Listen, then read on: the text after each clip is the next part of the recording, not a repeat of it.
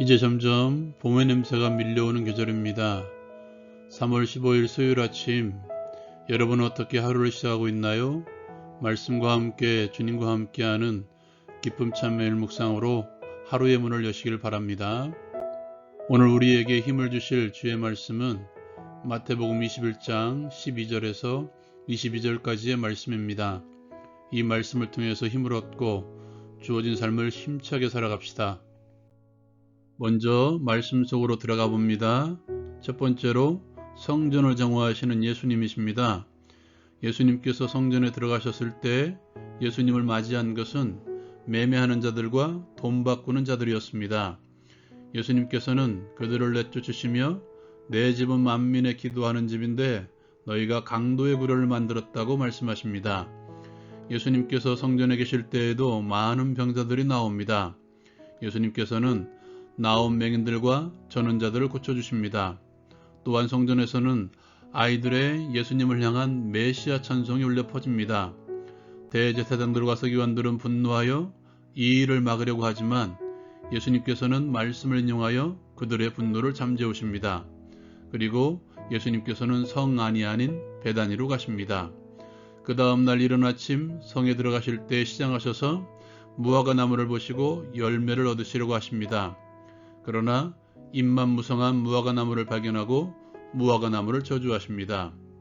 곧 말라버린 무화과 나무를 보고 제자들은 예수님께 질문합니다. 제자들의 질문에 예수님의 대답은 믿음을 말합니다. 믿음이 있다면 이 무화과 나무에게 된 이런 일뿐만 아니라 산을 옮길 수 있으며 기도할 때 믿고 구하는 것은 다 받을 것이라고 말씀하십니다. 주신 말씀을 통해서 함께 나누고 싶은 것은 하나님의 성전이란 무엇인가에 대해서 함께 나누고 싶습니다. 오늘 말씀에서 성전은 먼저 기도하는 집이라고 말합니다. 그 당시 성전은 부패할 대로 부패한 상태였습니다. 종교 지도자들이 매매하는 사람이나 돈 바꾸는 사람들과 결탁하여 많은 돈을 벌어들이고 중심이 아닌 외형에만 치우쳤던 타락한 상태였습니다. 예수님께서는 매매하는 사람들, 돈 바꾸는 사람들을 내쫓으시며 내 집은 기도하는 집이라고 말씀합니다. 하나님의 성전은 기도하는 집입니다. 하나님께 기도함으로써 하나님께서 공급해 주시는 은혜를 체험하는 곳입니다. 성전은 치유와 회복이 일어나는 곳이어야 됩니다. 예수님을 통하여 영혼의 치유가 일어나야 됩니다. 예수님을 통하여 육신의 회복이 일어나야 됩니다. 예수님을 통하여 삶의 회복이 일어나야 됩니다. 또한 치유와 회복을 경험한 이들의 찬송이 울려 퍼지는 것이 하나님의 성전입니다. 성전은 믿음의 열매가 있는 곳입니다. 말씀 가운데 무화과 나무는 열매 없는 이스라엘 백성들을 상징합니다. 하나님의 선택받은 백성으로서 하나님께서 기대하시는 열매를 맺어야 됨에도 불구하고 믿음의 열매는 맺지 못하고 자신들의 이익에만 집중했던 이스라엘 백성들과 종교 지도자들, 하나님께서는 무화과 나무를 향한 저주를 통해 열매 없는 그들을 심판하십니다. 하나님의 성전은 열매가 있어야 됩니다. 열매가 없는 성전은 하나님의 심판을 받을 것입니다. 무엇보다 성전은 예수 그리스도가 계신 곳입니다. 타락에 찌든 옛 예루살렘 성전은 하나님의 심판으로 무너졌습니다. 성경은 예수님의 이름으로 기도하라고 말씀하죠. 예수님은 우리의 믿음의 대상이 되시는 성전이시기 때문입니다. 이제 성전은 어떤 장소가 아닌 예수가 계신 모든 현장, 예수가 계시는 모든 삶이 바로 성전입니다.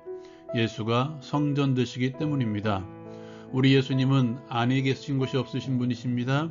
예수님의 이름으로 기도하는 그곳, 그 시간, 예수님으로 말미암아 치유가 일어나는, 그리고 그로 말미암아 예수님을 찬양하는 그 현장과 그 시간, 왜 예수님께서 성전이 아닌 베다니로 가셨을까요? 거기에 주를 만나 치유를 경험한 이들이 있었기 때문입니다. 나병 환자였던 시몬, 마르다와 마리아, 죽음 가운데서 살아난 나사로가 있는 곳입니다. 거기에 주님이 가셨기에 치유와 찬송이 있었던 성전이 되는 것입니다. 예수가 없는, 예수를 그 중심에 두지 않는 삶은 성전이 아닙니다. 아무것도 아닙니다. 예수가 없는 기도, 예수가 없는 치유와 찬송, 예수가 없는 신앙의 열매들, 예수가 없는 믿음들은 아무것도 아닙니다. 여러분의 삶에는 예수 그리스도가 존재합니까? 예수가 있는 기도입니까? 없는 기도입니까? 믿음의 대상이신 예수가 빠진 신앙, 마치 예수 없이 거짓 선지자 노릇하고 예수의 이름만 사용하여 치유하는 것과 마찬가지입니다. 불법을 행하는 것입니다. 예수와 함께하는 교회가 되십시오. 예수와 함께하는 삶이 되십시오. 바로 그곳, 그 시간이 성전입니다.